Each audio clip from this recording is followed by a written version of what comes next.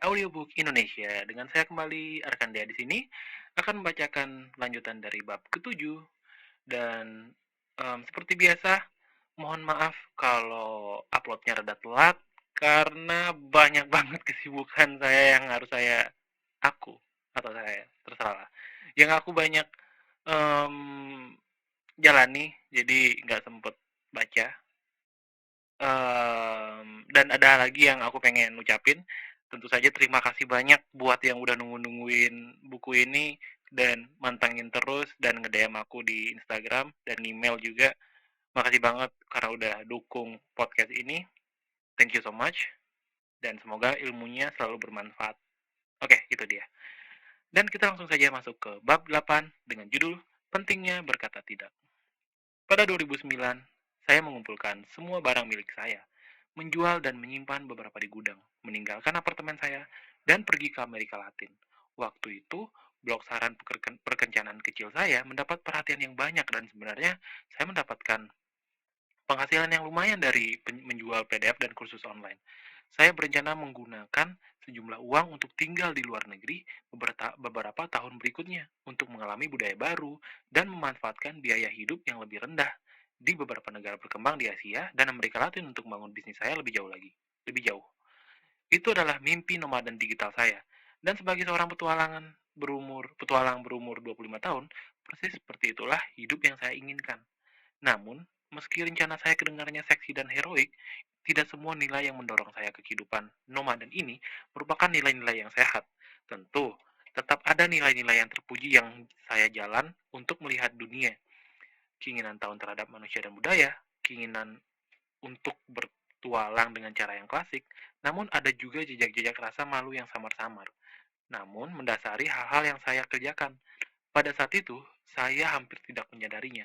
Namun, jika saya harus sepenuhnya jujur pada diri saya tahu ada sebuah nilai yang kacau mengintai di sana, di suatu tempat di bawah permukaan. Saya tidak bisa melihatnya. Namun di saat-saat yang sunyi ketika saya benar-benar jujur pada diri saya sendiri, saya dapat merasakannya. Bersamaan dengan gejolak di awal usia 20-an saya, luka traumatik yang sesungguhnya dari masa-masa remaja saya telah membuat saya memiliki permasalahan yang cukup besar dengan segala hal yang terkait dengan komitmen. Saya telah menghabiskan beberapa tahun terakhir untuk menebus segala kekurangan dan kegusaran sosial di masa remaja saya. Dan sebagai hasilnya saya semacam merasa berhak untuk bertemu dengan siapapun yang saya ingini. Berteman dengan siapapun yang saya maui. Mencintai siapapun yang saya sukai. Bercinta dengan siapapun yang saya ingin. Jadi mengapa saya perlu berkomitmen pada satu orang saja? Atau bahkan kelompok sosial tunggal? Satu kota? Atau negara? Atau budaya? Jika saya bisa mengalami semuanya secara rata, saya harus mengalami semuanya kan? Dibakar oleh hasrat yang menggelora untuk terhubung dengan dunia luas, saya keluyuran di seluruh penjuru benua dan samudra seperti layaknya orang bermain jingkat. Namun, dalam skala global, selama lebih dari 5 tahun, saya mengunjungi 55 negara, berteman dengan puluhan orang, dan mendapati diri saya dalam pelukan beberapa kekasih. Semuanya dengan cepat tergantikan dan beberapa sisanya langsung terlupakan dalam penerbangan berikutnya ke negara selanjutnya. Itu adalah kehidupan yang aneh, penuh dengan pengalaman menembus cakrawala yang fantastis disertai dengan kenikmatan dangkal yang dirancang untuk membuat mati rasa kesakitan yang ada di dasarnya. Dulu ini terlihat begitu mendalam sekaligus tanpa makna di saat yang bersamaan. Dan sekarang masih seperti itu. Beberapa pelajaran hidup terbaik dan momen-momen yang menentukan jati diri saya alami dalam periode ini. Namun beberapa kesalahan terbesar di mana saya menyanyiakan waktu dan energi saya juga terjadi di masa ini juga. Sekarang saya tinggal di New York. Saya memiliki sebuah rumah dan perabotan dan tagihan listrik dan seorang istri.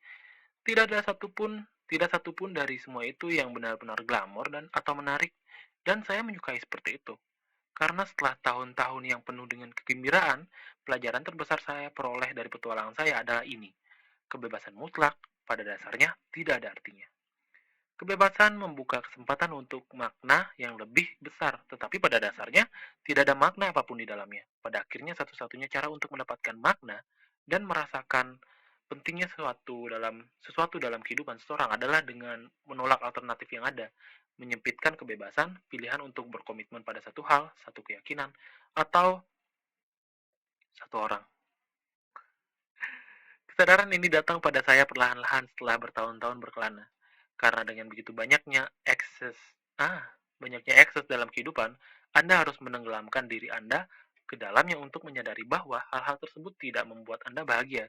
Itu yang saya rasakan saat melakukan perjalanan. Begitu saya menenggelamkan diri saya ke 53, 54, 55 negara, saya mulai mengerti meskipun semua pengalaman saya menggembirakan dan luar biasa. Hanya sedikit dari antaranya meninggalkan suatu kesan atau makna. Sementara teman-teman kampung halaman saya mulai menetap dan membangun rumah tangga, membeli rumah, dan mendedikasikan waktu mereka ke perusahaan yang menjanjikan atau masalah politik. Saya berusaha keras mengejar satu kenikmatan ke kenikmatan lainnya. Pada 2011, saya pergi ke Saint Petersburg, Rusia. Makanannya parah, cuacanya menyebalkan, salju di bulan Mei. Kamu bercanda dengan saya ya. Apartemen saya mengenaskan. Tidak ada yang beres, semuanya terlampau mahal. Orang-orangnya kasar dan mereka punya aroma yang ganjil. Tidak seorang pun tersenyum dan semua doyan mabuk. Tapi saya menyukainya. Itu adalah salah satu perjalanan favorit saya. Ada satu hal yang kasar dari budaya Rusia yang pada umumnya membuat telinga orang barat memerah. Tidak ada basa-basi palsu yang penyaring kata-kata kasar. Anda tidak tersenyum kepada orang asing atau berpura-pura menyukai apapun yang tidak Anda sukai. Di Rusia, jika sesuatu tampak bodoh, Anda katakan bodoh. Jika seseorang brengsek, Anda katakan dia brengsek. Jika Anda sangat menyukai seseorang dan menikmati saat bersamanya, Anda katakan bahwa Anda menyukainya dan menikmati saat bersamanya. Bodoh amat apakah orang ini adalah teman Anda orang asing atau seseorang yang baru saja Anda temui di jalan 5 menit yang lalu. Di minggu pertama saya merasa risih dengan kenyataan ini. Saya ulangi, di minggu pertama, saya merasa risih dengan kenyataan ini. Saya mengajak kencan seorang gadis Rusia di sebuah kedai kopi. Dan hanya dalam waktu 3 menit duduk dan berbincang, dia geli dan berkomentar bahwa apa yang baru saja saya katakan itu bodoh. Saya hampir tersedak minuman saya, tidak ada agresif, tidak ada yang agresif dari caranya menyampaikan hal tersebut. Itu diucapkan seperti sebuah fakta biasa, seperti menyampaikan cuaca hari itu atau ukuran sepatunya. Tapi saya tetap saja terkejut. Bagaimanapun juga, di barat ucapan seperti itu, di barat ucapan seperti itu, ucapan semacam itu dianggap sangat kasar, terutama jika keluar dari seorang yang baru saja Anda temui. Namun rupanya ini yang terjadi pada semua orang. Semua orang bersikap kasar seperti ini sepanjang waktu dan akibatnya pikiran barat saya yang manja rasanya diserang dari segala sisi. Rasa tidak aman yang sangat mengganggu mulai muncul ke permukaan, didorong situasi-situasi yang tidak pernah ada selama bertahun-tahun. Tetapi minggu-minggu berikutnya saya mulai terbiasa dengan terus terangan orang Rusia. Matahari yang terbenam di tengah malam dan vodka yang rasanya seperti es. Dan kemudian saya mulai menghargai apa yang sebenarnya ada. Ungkapan yang jujur, kejujuran dalam kata yang memiliki arti sebenarnya, komunikasi tanpa syarat, tanpa tali kekang, tanpa motif terselubung, bukan karena ada maunya, bukan juga karena ingin disukai. Entah bagaimana, setelah bertahun-tahun berkeliling dunia, ini mungkin tempat yang paling tidak bernuansa Amerika di mana untuk pertama kalinya saya mengalami semacam aroma kebebasan. Kemanapun untuk mengatakan apapun yang saya pikirkan, untuk atau rasakan tanpa takut ditolak. Ini adalah sebuah bentuk kebebasan yang aneh dengan cara menerima penolakan. Dan sebagai seorang yang haus akan ungkapan tanpa basa-basi seperti ini sepanjang hidupnya, pertama karena kehidupan keluarga yang ditekan secara emosional, kemudian oleh tampilan percaya diri palsu yang direkayasa secara teliti, saya jadi mabuk. Ya, rasanya seperti habis menenggak vodka terbaik yang pernah ada. Sebulan yang saya habiskan di Saint Petersburg terasa cepat dan rasanya saya tidak ingin meninggalkan kota ini. Berkelana merupakan alat pengembangan diri yang fantastis, karena melepaskan diri Anda dari nilai-nilai budaya Anda dan menunjukkan kepada Anda bahwa masyarakat lain dapat hidup dengan nilai yang sangat berbeda dan masih berfungsi dengan baik dan tidak membenci diri mereka sendiri. Pembukaan mata terhadap nilai budaya dan ukuran yang berbeda ini bisa memaksa Anda untuk menguji kembali apa yang kelihatannya sudah jelas dalam hidup Anda dan untuk mempertimbangkan apa yang mungkin bukan menjadi cara terbaik untuk hidup. Dalam kasus ini, Rusia telah membuat saya menguji kembali komunikasi omong kosong, manis tapi palsu yang begitu umum di kultur Anglo, dan bertanya kepada diri saya sendiri, tidaklah hal ini entah bagaimana justru membuat kita merasa semakin tidak aman berada di antara orang-orang dan makin memperburuk keintiman. Saya ingin saya ingat membahas dinamika ini dengan guru Rusia saya pada suatu hari, dan dia punya satu teori yang menarik. Karena hidup di bawah komunisme selama beberapa generasi, dengan rendahnya hingga tidak adanya peluang ekonomi, dan dikungkung oleh budaya ketakutan, masyarakat Rusia menemukan bahwa mata uang yang paling bernilai adalah kepercayaan. Dan untuk membangun kepercayaan, Anda harus jujur. Artinya ketika hal-hal berubah menjadi buruk, Anda mengatakannya dengan terbuka tanpa perlu permintaan maaf. Kejujuran tidak menyenangkan yang ditunjukkan orang Rusia berkaitan dengan fakta sederhana bahwa itu penting untuk bertahan hidup. Anda harus tahu siapa dapat Anda percayai dan siapa yang tidak bisa. Dan Anda harus tahu dengan cepat. Tetapi, di budaya barat yang bebas, guru Rusia yang meneruskan peluang ekonomi begitu melimpah sangat banyak sehingga menjadi jauh lebih bernilai untuk menampilkan diri Anda dengan cara tertentu. Bahkan jika itu palsu, ketimbang menjadi apa adanya. Kepercayaan kehilangan nilainya. Kepercayaan kehilangan nilainya. Penampilan dan keahlian dagang menjadi bentuk ekspresi diri yang lebih menguntungkan. Mengenal banyak orang secara dangkal lebih menguntungkan ketimbang mengenal sedikit orang secara dekat. Wow. Inilah inilah alasannya di budaya barat, tersenyum dan mengatakan hal-hal dengan sopan meskipun Anda tidak menyukainya, berbohong demi kebaikan, dan setuju dengan seseorang yang sebenarnya tidak Anda setujui menjadi norma. Inilah orang yang sebenarnya tidak mereka sukai, membeli barang yang sebenarnya tidak mereka ingini. Sistem ekonomi mendukung penipuan semacam ini. Sisi buruk dari hal ini adalah Anda tidak akan pernah tahu di dunia barat apakah Anda bisa sepenuhnya mempercayai seseorang yang Anda ajak bicara. Kadang ini juga berlaku bahkan di antara teman baik anggota keluarga. Ada semacam tekanan di barat untuk menjadi orang yang disukai sehingga orang sering mengkonfigurasi ulang seluruh kepribadian mereka tergantung pada siapa yang mereka hadapi. Wow, keren banget. Sebab pertama, penolakan membuat hidup Anda lebih baik.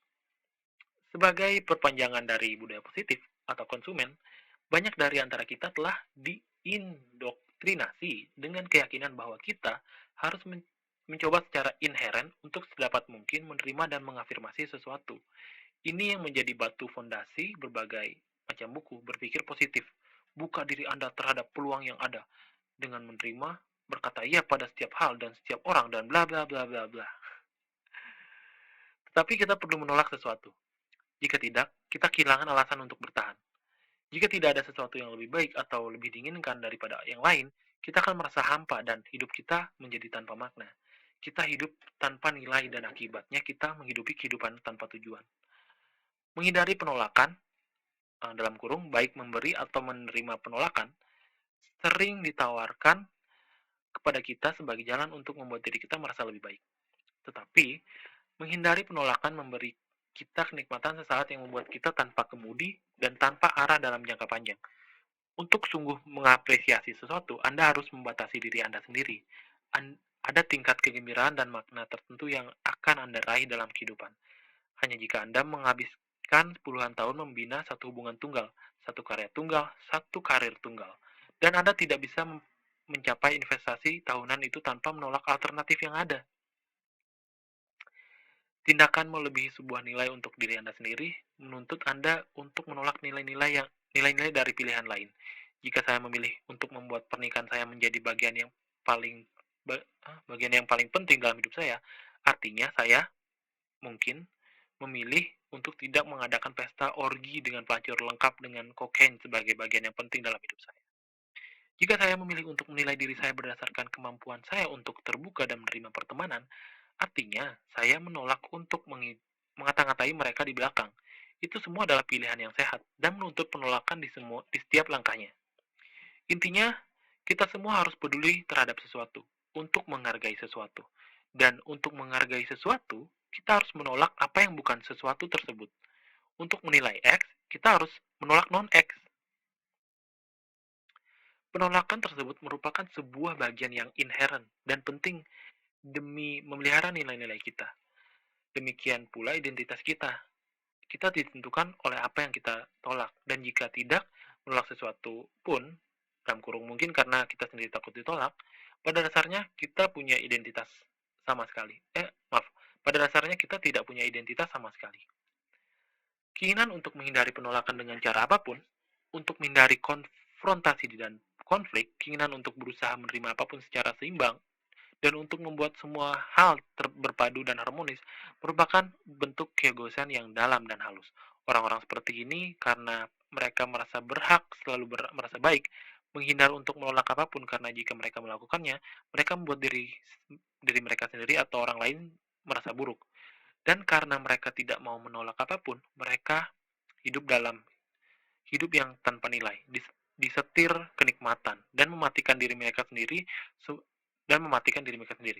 Semua hal yang mereka pedulikan adalah tentang menjaga kenikmatan sedikit lebih lama, untuk menghindari kegagalan yang tidak dapat dihindari dalam hidup mereka.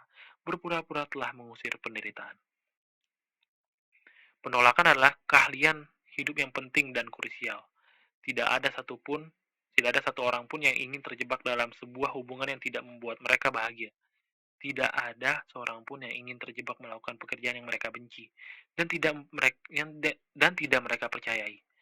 Tidak ada orang yang menginginkan ketidakberdayaan akibat tidak bisa mengutarakan maksud mereka. Namun begitu, orang-orang memilih hal-hal tersebut sepanjang waktu. Kejujuran adalah kerinduan manusia yang alami, tetapi kejujuran menuntut sebagian dari diri kita untuk merasa nyaman saat mengatakan mendengar kata tidak. Dengan cara ini, penolakan sesungguhnya membuat hubungan kita lebih baik dan kehidupan emosional kita lebih sehat. Subbab kedua, batasan. Dahulu kala ada dua anak muda, laki-laki dan perempuan. Keluarga mereka saling membenci. Namun, pemuda itu menerobos ke dalam sebuah pesta yang diadakan keluarga si pemudi karena dia memang kurang ajar.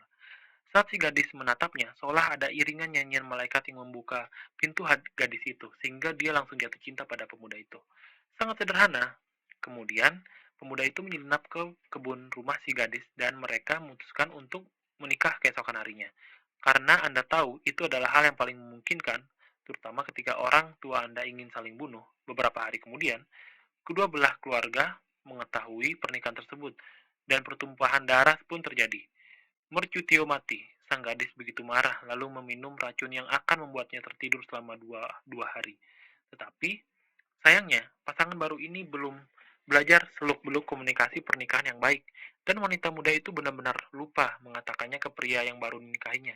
Sang suami pun mengira istrinya yang menyuntik dirinya sendiri hingga koma, bunuh diri, dan dia pun kehilangan akal sehatnya. Dan dia pun bunuh diri, sambil berpikir bahwa dia akan bersama dengan belahan jiwanya setelah kematian. Namun kemudian si wanita bangun dari 2 hari komanya, hanya untuk mendapati bahwa suaminya bunuh diri. Jadi dia juga memiliki ide yang sama, lalu bunuh diri. Selesai.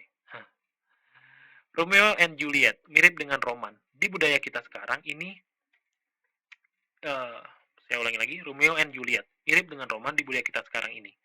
Ini mungkin terlihat sebagai sebuah kisah cinta di budaya berbahasa Inggris, suatu emosi ideal untuk dihidupi. Namun jika Anda sungguh mendalami apa yang terjadi dalam kisah tersebut, anak-anak ingusan ini benar-benar tidak punya akal. Dan mereka bunuh diri hanya untuk membuktikannya. Ada dugaan kuat dari para sarjana bahwa Shakespeare menulis Romeo and Juliet bukan untuk merayakan roman, tapi lebih untuk menyatirkannya, untuk menunjukkan betapa bodohnya itu. Dia tidak bermaksud untuk memuliakan cinta lewat dramanya. Dramanya, lewat dramanya. Faktanya, dia bermaksud untuk berada di sisi yang lain. Sebuah baliho neon tentang berkedip terang, sebuah baliho neon yang berkedip jangan masuk. Dengan pita polisi tertentu bertuliskan jangan terobos. Dalam sebagian besar sejarah manusia, cinta yang romantis tidak dirayakan seperti ini. Kenyataannya, hingga pertengahan abad 19, cinta dilihat sebagai sesuatu yang tidak penting dan berpotensi memberikan hambatan psikologis yang membahayakan perkara-perkara yang penting, perkara-perkara yang penting dalam kehidupan. Anda tahu, seperti berkebun dengan baik dan atau menikahi seorang pria yang memiliki banyak domba, orang muda sering dipaksa untuk menghilangkan hasrat romantis mereka demi perkawinan yang secara ekonomis menguntungkan, sehingga akan memberi kestabilan baik untuk mereka sendiri dan keluarganya. Tetapi, kita semua tertarik pada cinta gila semacam ini. Ini mendominasi budaya kita, dan semakin dramatis, semakin baik. Entah itu Ben Affleck yang berusaha meledakkan sebuah asteroid yang menyelamatkan bumi demi gadis yang dicintainya, atau Mel Gibson yang membunuh ratusan orang Inggris dan membayangkan istrinya diperkosa dan dibunuh saat dia sendiri disiksa hingga mati, atau Elfen yang menyerahkan keabadiannya agar bisa bersatu dengan Aragorn dalam Lord of the Rings, atau komedi romantis bodoh di mana Jimmy Fallon memberikan tiket babak penyisihan Red Sox-nya karena Drew Barrymore seperti membutuhkannya atau semacamnya. Jika cinta romantis ibarat kokain, budaya kita akan meniru adegan heroik dan konyol yang dilakoni Tony Montana dalam Scarface sambil memendamkan wajah tumpukan kokain yang menggunung itu. Ia memberondongkan peluru sambil berkata, "Katakan hello pada teman kecil saya." Masalahnya adalah kita tahu bahwa cinta romantis memang mirip kokain, menakutkan seperti kokain, merangsang bagian otak yang sama seperti kokain, memberi Anda kenikmatan dan membuat Anda merasa tenang sementara. Tapi itu juga meninggalkan banyak masalah untuk diselesaikan, seperti kokain. Sebagian besar elemen cinta romantis yang kita kejar, tampilan kemesraan yang dramatis sekaligus emosional, penuh dengan momen naik turun bahkan jungkir balik, bukanlah tampilan cinta yang sehat dan asli. Kenyataannya, cinta tersebut seringkali hanyalah untuk bentuk lain dari keegoisan yang sedang disandiwarakan dalam hubungan antar manusia. Saya tahu, itu membuat saya terdengar seperti seorang yang tertekan, sungguh. Omong kosong kalau ada yang mencemooh cinta romantis. Tapi cobalah perhatikan dulu. Kenyataannya adalah, ada bentuk cinta yang sehat dan yang tidak sehat. Cinta yang tidak sehat berdasar pada dua orang yang berusaha lari dari masalah mereka melalui emosi yang saling mereka berikan. Dengan kata lain, mereka menggunakan pasangannya sebagai sebuah jalan keluar. Cinta yang sehat berdasar pada dua orang yang mengakui dan menghadapi masalah mereka sendiri dengan dukungan pasangannya. Perbedaan antara sebuah hubungan yang sehat dan tidak sehat mengerucut pada dua hal. Satu, seberapa baik setiap orang dalam hubungan tersebut menerima tanggung jawab. Dan dua, kesediaan dari setiap orang untuk baik menolak maupun ditolak pasangannya. Di setiap hubungan yang tidak sehat atau beracun akan muncul tanggung jawab yang buruk dan keropos di kedua belah pihak. Dan akan ada satu ketidakmampuan untuk mengutarakan dan atau menerima penolakan. Di setiap hubungan yang sehat dan saling mencintai, akan muncul batasan yang jelas antara dua orang tersebut serta nilai-nilai mereka. Dan di situ akan ada satu tempat terbuka untuk memberi dan menerima penolakan ketika dibutuhkan. Yang saya maksud dengan batasan adalah pengaturan yang tegas tentang tanggung jawab dua orang tersebut atas masalah mereka masing-masing. Orang-orang dalam hubungan yang sehat dengan batasan yang kuat akan mengambil tanggung jawab atas nilai dan masalah mereka sendiri dan tidak akan mengambil tanggung jawab atas nilai dan masalah pasangan mereka. Orang-orang dalam hubungan yang beracun dengan batasan yang buruk atau bahkan tidak memiliki batasan sama sekali akan terus-menerus menghindar tanggung jawab atas masalah mereka sendiri dan atau mengambil tanggung jawab atas masalah pasangan mereka. Siapa apa batasan yang buruk itu? Seperti apa batasan yang buruk itu?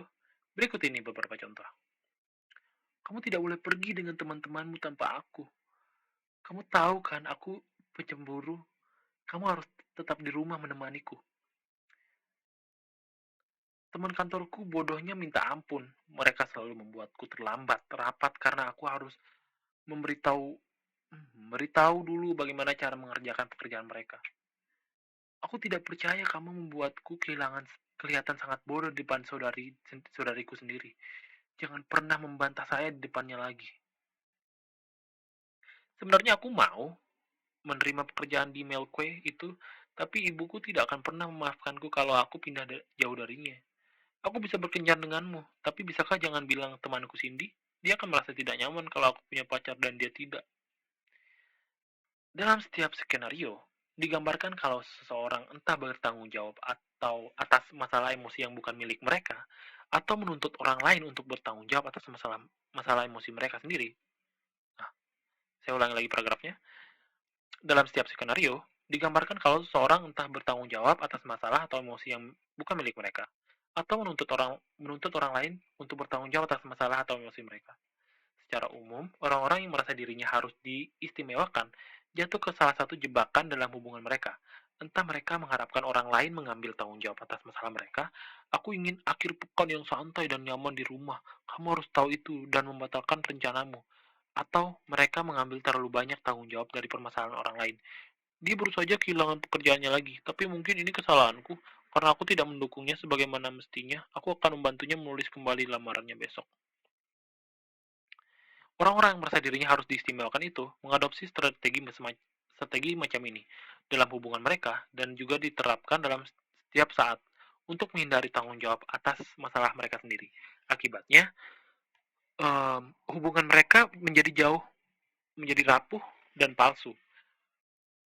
Sebab itulah yang akan mereka dapatkan jika terus memilih menghindari rasa sakit dalam diri mereka, ketimbang memberikan apresiasi dan penghormatan yang asli terhadap pasangan mereka. Ini tidak hanya berlaku untuk hubungan yang romantis, omong-omong, tapi juga untuk hubungan keluarga dan persahabatan. Seorang ibu yang dominan mungkin mengambil tanggung jawab atas semua masalah yang terjadi dalam kehidupan anak-anaknya.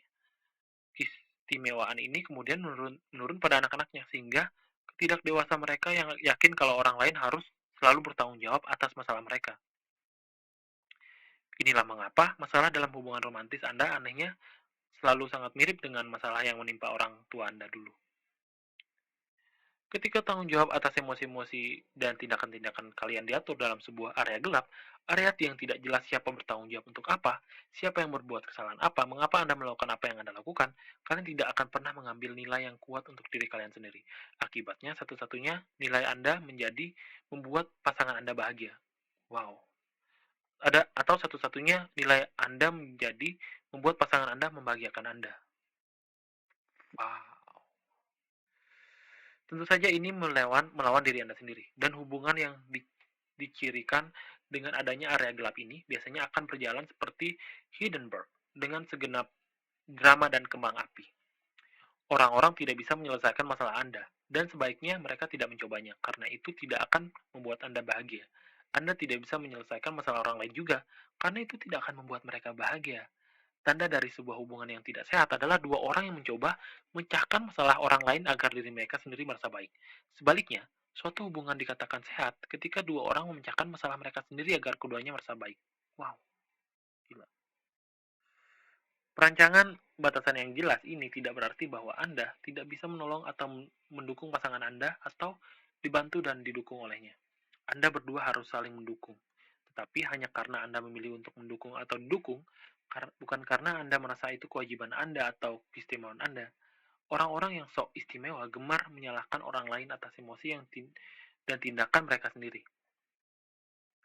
Karena mereka yakin bahwa jika Anda secara konstan menampilkan diri mereka sebagai korban, pada akhirnya seseorang akan datang dan menyelamatkan mereka, dan mereka akan menerima cinta yang selalu mereka dambakan.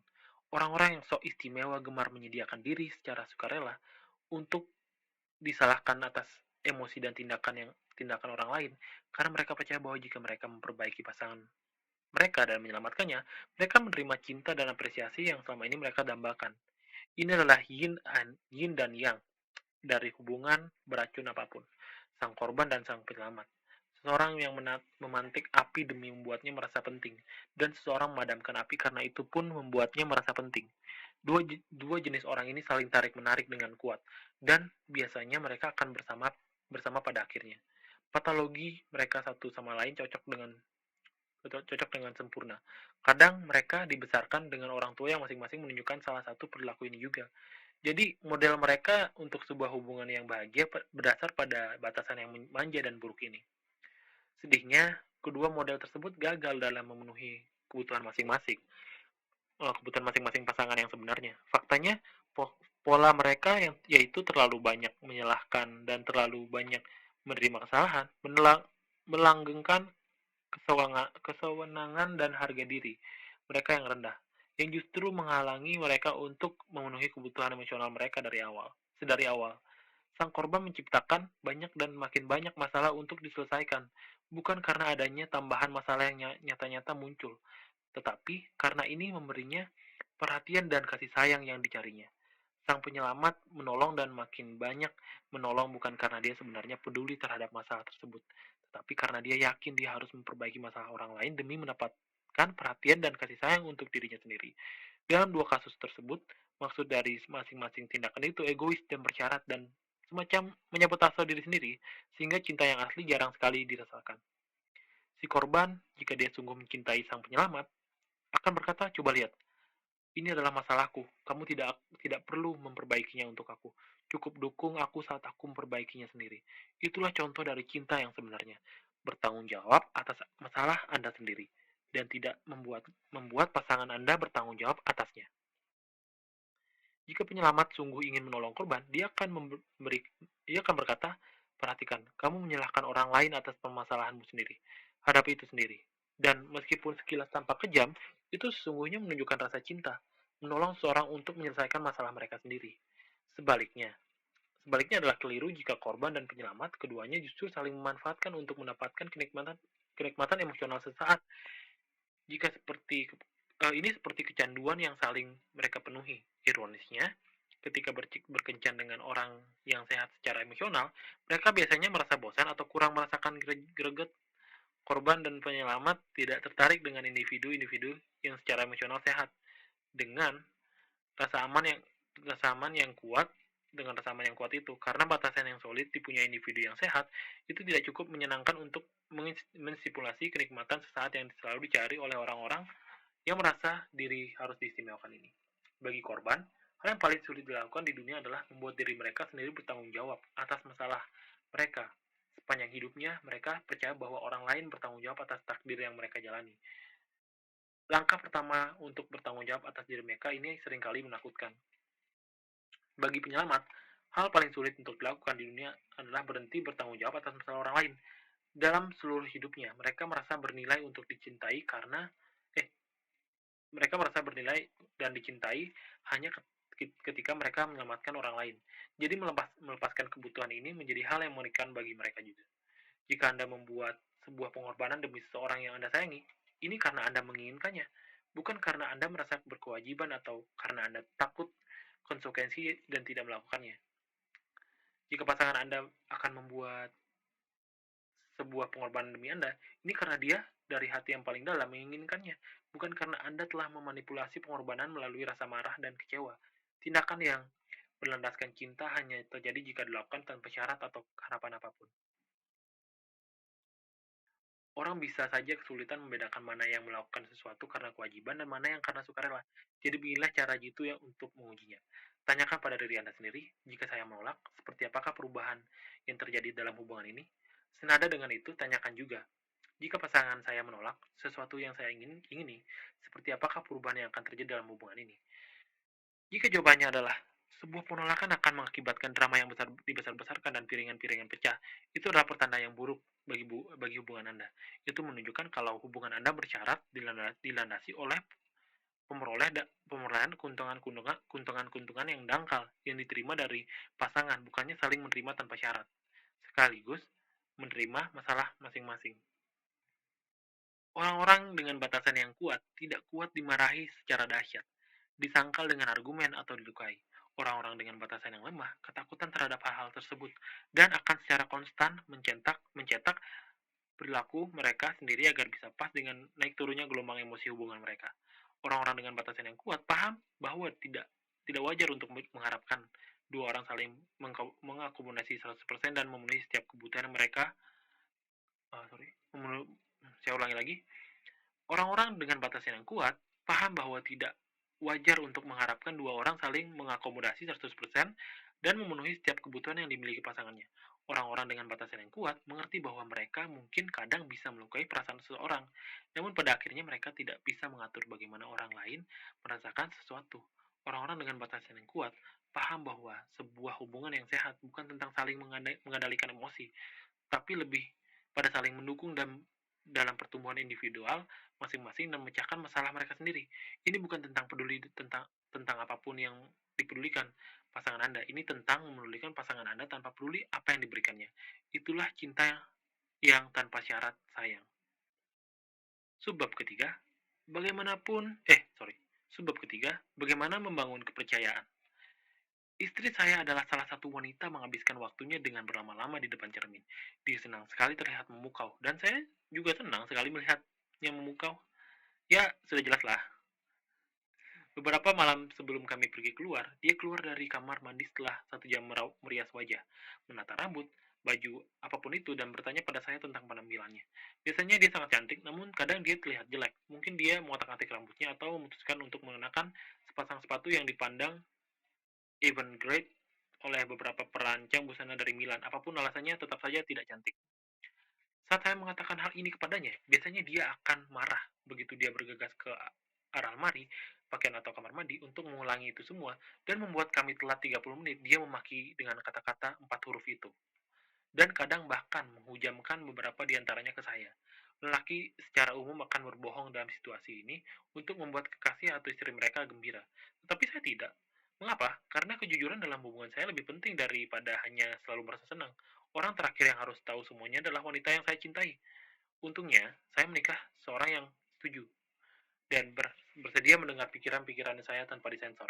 Dia menghardik omong kosong saya. Tentu saja, saya menjadi salah satu perlakukan apa sih yang menjadi saya ulangi lagi paragrafnya. Untungnya, saya menikahi seorang wanita yang setuju dan bersedia mendengar pikiran-pikiran saya tanpa disensor. Dia menghardik omong kosong saya. Tentu saja, yang menjadi salah satu perlakuan paling penting yang ditawarkannya kepada saya sebagai seorang pasangan. Tentu, ego saya kadang naik dan saya menggerutu dan mengeluh mencoba adu argumentasi.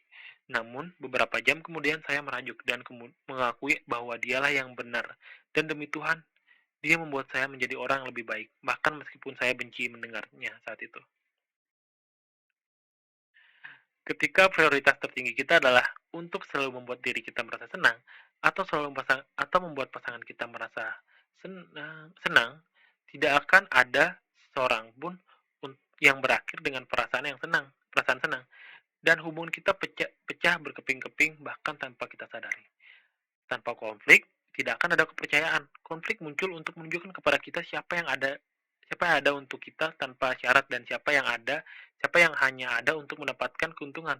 Tidak seorang pun mempercayai seorang yang selalu berkata, ya, ya. Tidak ada seorang pun yang mempercayai seorang yang selalu berkata, ya. Jika si pandang nyinyir ada di sini, dia akan mengatakan pada Anda bahwa rasa sakit dalam hubungan kita penting untuk memperkuat kepercayaan kita satu sama lain dan menghasilkan keintiman yang lebih besar. Agar hubungan menjadi sehat, kedua belah pihak harus bersedia mampu baik untuk mengatakan maupun mendengar kata tidak. Tanpa adanya negasi tersebut, tanpa adanya penolakan, tembok pembatas akan runtuh, sehingga masalah dan nilai seorang akan mendominasi lainnya. Konflik bukan saja normal, namun sangat penting untuk memelihara suatu hubungan yang sehat. Jika dua orang yang sehat tidak mampu mengeluarkan unek-unek perbedaan secara terbuka dan vokal, hubungan tersebut berdasar pada manipulasi dan salah tafsir, dan perlahan itu akan menjadi racun. Kepercayaan adalah bahan baku paling penting dalam segala jenis hubungan. Alasannya sederhana. Tanpa kepercayaan, suatu hubungan sesungguhnya tidak berarti apapun. Seorang gadis bisa mengutarakan cintanya pada Anda, ingin bersama dengan Anda, akan memberikan apapun untuk Anda. Namun jika Anda tidak mempercayainya, tidak ada keuntungan apapun dari pernyataan gadis itu untuk Anda. Anda tidak akan pernah merasa dicintai sampai Anda percaya bahwa cinta yang diungkapkan gadis itu tidak disertai persyaratan khusus ataupun ditempel embel-embel. Inilah mengapa perselingkuhan berpotensi sangat menghancurkan. Ini bukan soal seks. Ini soal kepercayaan yang telah dihancurkan karena seks. Tanpa kepercayaan, hubungan tidak dapat lagi berfungsi. Jadi pilihannya tinggal membangun kembali kepercayaan atau mengucapkan selamat tinggal. Saya sering mendapat surel dari orang-orang yang telah diselingkuhi oleh pasangannya, tetapi ingin tetap bersama dengan orang tersebut dan bertanya-tanya bagaimana mereka dapat mempercayainya lagi. Tanpa kepercayaan, kata mereka, hubungan mulai terasa seperti sebuah beban, seperti suatu ancaman yang harus terus diwaspadai dan dicurigai, alih-alih dinikmati. Masalahnya di sini adalah bahwa sebagian besar orang yang tertangkap basah berselingkuh meminta maaf dan mengatakan mantra berikut. Hal itu tidak akan pernah terjadi lagi, dan sesederhana itu. Seakan-akan penis tak sengaja masuk ke lubang yang berbeda, benar-benar tanpa kesengajaan. Banyak korban perselingkuhan menerima respon ini mentah-mentah dan tidak mempertanyakan nilai dan perbuatan yang dilakukan oleh pasangannya, meskipun penuh kesengajaan. Mereka tidak bertanggung jawab mereka tidak bertanya pada diri mereka sendiri apakah nilai dan perbuatan tersebut menjadikan pasangan mereka orang yang baik untuk diajak hidup bersama. Mereka begitu fokus untuk mempertahankan hubungan mereka sehingga mereka gagal untuk menyadari bahwa ini menjadi lubang hitam yang menelan harga diri mereka. Perselingkuhan disebabkan oleh adanya sesuatu yang lebih penting ketimbang hubungan yang mereka miliki. Bisa saja kekuasaan terhadap pasangan lain, mungkin pembuktian diri lewat seks, atau memuaskan syahwat mereka sendiri. Apapun itu, jelas bahwa nilai yang dimiliki oleh orang yang selingkuh itu tidak sejalan dengan cita-cita demi sebuah hubungan yang sehat. Dan jika dia tidak mengakui hal ini atau mencapai kesepakatan, jika dia hanya memberikan tanggapan klasik, aku tidak tahu apa yang aku pikirkan, aku stres dan mabuk, dan dia kebetulan ada di sana, artinya dia kehilangan kesadaran diri yang akut untuk menyelesaikan masalah-masalah apapun dalam hubungannya kelak. Apapun yang perlu dilakukan adalah bahwa orang-orang yang berselingkuh itu harus mulai mengupas lapisan bawang kesadaran diri mereka dan mencari tahu nilai-nilai buruk yang mengakibatkan mereka mengingkari kepercayaan dalam hubungan mereka, dan apakah sesungguhnya mereka masih menghargai hubungan tersebut. Mereka harus mampu berkata, kamu kamu tahu, aku egois, aku mementingkan diriku sendiri, lebih dari hubungan kita. Jujur, aku tidak menghargai hubungan ini sama sekali. Jika pelaku perselingkuhan tidak bisa mengungkapkan nilai-nilai mereka yang buruk dan menunjukkan kalau nilai-nilai tersebut sudah tidak diindahkan, tidak ada alasan lagi untuk percaya bahwa mereka bisa dipercaya. Dan jika mereka tidak bisa dipercaya, hubungan tersebut tidak akan bertambah baik atau berubah. Faktor lain untuk mendapatkan kembali kepercayaan setelah hancur sangatlah gampang. Rekam jejak. Jika seseorang mengkhianati kepercayaan Anda, janji-janjinya memang terdengar manis. Namun kemudian Anda perlu juga mengikuti perubahan perilakunya dalam rekam jejak yang konsisten. Hanya dengan ini Anda dapat mulai mempercayai bahwa nilai-nilai dari pasangan Anda yang selingkuh sekarang mulai selaras dan orang itu sungguh akan berubah. Sayangnya, untuk bisa membangun suatu rekam jejak, kepercayaan diperlukan waktu. Tentu akan dibutuhkan waktu yang lebih lama dibandingkan merusak kepercayaan tersebut. Dan selama periode membangun kepercayaan itu, hal-hal tampak agak kacau. Jadi, kedua orang dalam hubungan tersebut harus menyadari perjuangan yang mereka pilih untuk dijalani. Saya menggunakan contoh perselingkuhan dalam sebuah hubungan romantis, namun proses ini berlaku untuk semua permasalahan dalam sebuah hubungan. Ketika kepercayaan dihancurkan, ini dapat dibangun kembali hanya jika terjadi dua hal berikut. Satu, penghancur kepercayaan mengakui bahwa ada beberapa nilai yang mengakibatkan hancurnya suatu kepercayaan, dan itu adalah nilai-nilai yang mereka miliki. Dan dua, penghancur kepercayaan membangun sebuah rekam jejak yang solid dan perilaku menjadi yang lebih baik dari uh, dan perilaku yang menjadi semakin baik dari waktu ke waktu. Tanpa langkah yang pertama, tidak akan ada upaya untuk perdamaian juga. Kepercayaan seumpama piring atau terkot Kepercayaan seumpama piring atau terkotak Cina. Sekali Anda merusaknya, dengan perhatian dan kasih sayang, Anda dapat menyatukan pecahan-pecahannya kembali. Tetapi begitu Anda merusaknya untuk kedua kali, kepikirannya akan menjadi lebih banyak untuk membutuhkan waktu yang jauh lebih lama untuk menyatukan pecahan-pecahan itu kembali. Jika Anda memecahkannya lagi dan lagi, pada akhirnya barang itu akan remuk hingga tidak mungkin lagi dipulihkan seperti sedia kala. Ada terlalu banyak kepingan yang terlalu utuh dan terlalu banyak serpihan. Subbab keempat, kebebasan melalui komitmen. Budaya konsumtif sangat lihat dalam membuat kita menginginkan lebih, lebih, dan lebih, dan lebih. Di bagian dasar dari semua sensasi dan pemasaran itu, terdapat implikasi bahwa semakin banyak selalu berarti semakin baik. Saya meyakini ide ini bertahun-tahun, menghasilkan lebih banyak uang, berkunjung ke lebih banyak negara, memiliki lebih banyak pengalaman bersama dengan lebih banyak wanita, tetapi lebih banyak tidak selalu lebih baik. Faktanya, justru kebalikannya yang benar. Sesungguhnya kita sering merasa lebih bahagia dalam situasi berkekurangan. Ketika kita diberi muatan, peluang, dan pilihan yang terlampau banyak, kita menderita kita menderita apa yang disebut ahli psikologi sebagai paradoks pilihan. Intinya, semakin banyak pilihan yang diberikan, kita akan menjadi semakin kurang puas atas apapun yang kita pilih. Karena kita sadar akan semua pilihan yang lain mungkin sekali kita dikorban. Karena kita sadar akan semua pilihan lain yang mungkin sekali kita korbankan. Jika kita jika ah, jadi jika Anda memiliki pilihan dua tempat untuk ditinggali dan harus memilih salah satu, sepertinya Anda akan merasa nyaman dan percaya Anda telah membuat pilihan yang tepat. Anda akan merasa puas dengan keputusan Anda. Namun jika Anda memiliki pilihan 28 tempat untuk ditinggali dan harus memilih satu, paradoks pilihan mengatakan bahwa Anda sepertinya akan melalui waktu bertahun-tahun menyakiti diri sendiri, meragukan diri sendiri, dan mempertanyakan diri sendiri. Bertanya-tanya apakah Anda sesungguhnya telah membuat pilihan yang tepat, dan apakah Anda sungguh telah memilih kebahagiaan yang paling maksimal. Kecemasan ini, hasrat mendapatkan kepastian dan kesempurnaan, serta kesuksesan, akan membuat Anda tidak bahagia. Jadi apa yang kita lakukan? Jadi, jika Anda seperti saya dulu, Anda menghindar untuk memilih apapun, Anda berusaha agar pilihan-pilihan Anda tetap terbuka selama mungkin. Anda menghindari komitmen. Di sisi lain, membaktikan diri secara mendalam terhadap satu orang, satu tempat, satu pekerjaan, satu kegiatan saja mungkin akan menghalangi kita dari banyak sekali pengalaman yang ingin kita cicipi. Namun mengejar pengalaman sebanyak-banyaknya justru akan menghalangi kita dari kesempatan untuk mengalami nikmatnya kedalaman suatu pengalaman. Ada beberapa pengalaman yang hanya bisa Anda rasakan jika Anda telah tinggal di tempat yang sama selama 5 tahun, ketika Anda hidup dengan orang yang sama selama satu dekade, saat Anda telah bekerja sama dengan keahlian atau keterampilan yang sama separuh hidup Anda. Sekarang saya di usia menginjak 30 tahun, 30-an, yang mana akhirnya saya dapat mengenali komitmen tersebut dengan caranya sendiri, menawarkan kepada Anda sebuah kesempatan yang kaya dan pengalaman yang tidak pernah ada di masa saya, dimanapun saya berada dan apapun yang saya lakukan. Jika Anda mengejar sensasi dan pengalaman yang begitu luas, setiap pengalaman yang baru, setiap orang baru, barang yang baru, akan berkurang kesannya.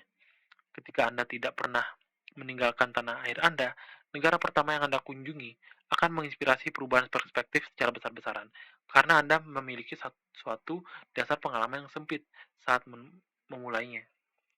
Namun, ketika telah berpergian ke 20 negara, negara ke-21 akan terasa kurang berkesan, dan ketika Anda berkunjung ke negara ke-50, yang ke-51 akan semakin kurang berkesan. Hal yang sama berlaku juga untuk kepemilikan materi, uang, hobi, pekerjaan, teman, dan pasangan, romantis atau seksual. Semua nilai dangkal yang banyak dipilih orang-orang untuk diri mereka sendiri. Semakin umur Anda bertambah, semakin banyak pengalaman yang Anda dapatkan, semakin Anda berpengalaman, semakin berkurang secara signifikan. Oh, saya ulangi lagi paragrafnya. Hal yang sama berlaku juga untuk kepemilikan materi, uang, hobi, pekerjaan, teman, dan pasangan romantis atau seksual. Semua nilai dangkal yang payah yang banyak dipilih orang-orang untuk diri mereka sendiri. Semakin umur Anda bertambah, semakin banyak pengalaman yang Anda dapatkan, semakin Anda berpengalaman, semakin berkurang secara signifikan pengaruh pengalaman baru terhadap diri Anda. Pertama kali saya minum di sebuah pesta itu terasa luar biasa. Ke-100 kali terasa menyenangkan. Ke-500 mulai merasa seperti akhir pekan yang biasa saja. Dan ke-1000 kali terasa membosankan dan tidak penting. Kisah besar saya secara pribadi beberapa tahun belakangan ini adalah tentang kemampuan saya untuk membuka diri terhadap komitmen. Saya telah memilih untuk menolak semuanya. Hanya tinggal orang-orang dan pengalaman dan nilai-nilai terbaik dalam hidup saya. Saya menghentikan semua proyek bisnis saya dan memutuskan untuk fokus menulis. Sejak itu, situs web saya menjadi jauh lebih terkenal ketimbang yang bisa saya bayangkan. Saya telah berkomitmen pada satu wanita untuk jangka waktu yang lama, dan saya terkejut. Saya menyadari bahwa itu jauh lebih berharga ketimbang putus nyambung dan kencan satu malam yang biasa saya lakukan dulu. Saya telah berkomitmen terhadap satu lokasi geografi dan itu membuat hubungan saya menjadi jauh lebih berarti, asli, dan sehat dan berlipat ganda. Dan apa yang telah saya temukan adalah sesuatu yang sungguh berlawanan dengan intuisi, bahwa ada kemerdekaan dan kebebasan dalam komitmen. Saya telah menemukan peluang untuk meningkatkan dan hal-hal positif. Saya menolak berbagai alternatif dan pengalih perhatian apa yang telah saya pilih, sehingga menjadi benar-benar berarti. Komitmen memberi Anda kebebasan, karena perhatian Anda tidak lagi teralihkan oleh hal-hal yang tidak penting dan tidak karuan. Komitmen memberi Anda kebebasan karena ini mengasah perhatian dan fokus Anda, mengarahkannya kepada apa yang paling efisien untuk membuat Anda sehat dan bahagia. Komitmen membuat pembuatan keputusan lebih mudah dan menghilangkan setiap ketakutan dan kehilangan. Mengetahui apa yang sudah Anda miliki tidak cukup baik. Mengapa Anda bahkan stres mengejar sesuatu yang lebih dan lebih lagi? Komitmen mengizinkan Anda untuk secara sadar berfokus pada sedikit sasaran yang sangat penting dan mencapai derajat kesuksesan yang lebih tinggi ketimbang mereka yang menghindari komitmen. Dengan cara ini, penolakan terhadap beberapa alternatif membebaskan kita. Penolakan terhadap hal-hal yang tidak selaras dengan nilai yang kita paling penting, dengan ukuran yang kita pilih, penolakan terhadap pengejaran yang konstan terhadap luasnya pengalaman dan bukan dalamnya pengalaman. Ya, keluasan pengalaman sepertinya penting dan diinginkan ketika Anda masih muda. Karena itu, Anda harus keluar sana dan menemukan apa yang tampaknya layak untuk dicapai. Namun, kedalaman pengalaman adalah letak emas terkubur, dan Anda harus tetap berkomitmen terhadap sesuatu dan terus menggalinya. Itulah hubungan yang sejati dalam karir, dalam membangun gaya hidup yang luar biasa, dalam apapun juga. Oke, itu dia. Dari bab ke-8, isinya sangat panjang sekali sampai 1 jam, kurang 10 menit. Seperti biasa, terima kasih banyak karena sudah mendengarkan sampai menit ini. Saya yakin banyak dari kalian yang merasa apa? Merasa buku ini sangat-sangat bermanfaat dan sangat terima kasih sekali karena saya tidak expect banget, tidak menyangka kalau cara membaca saya sangat baik sampai ditunggu-tunggu bukunya. Terima kasih banyak karena sudah mengikuti sampai bab 8. Kita ketemu lagi di bab 9, yaitu bab terakhir. Dan untuk bocoran saja, next buku enggak sih. Nanti kalian lihat saja update-nya apa. Oke, itu saja dari saya untuk malam hari ini. Mohon maaf kalau misalnya audionya tidak kualitasnya terlalu bagus atau bising dan segala macamnya. Mohon maaf karena alat seadanya doang. Terima kasih sudah mendengarkan Audiobook Indonesia. See you on the next Audiobook Indonesia. Bye-bye.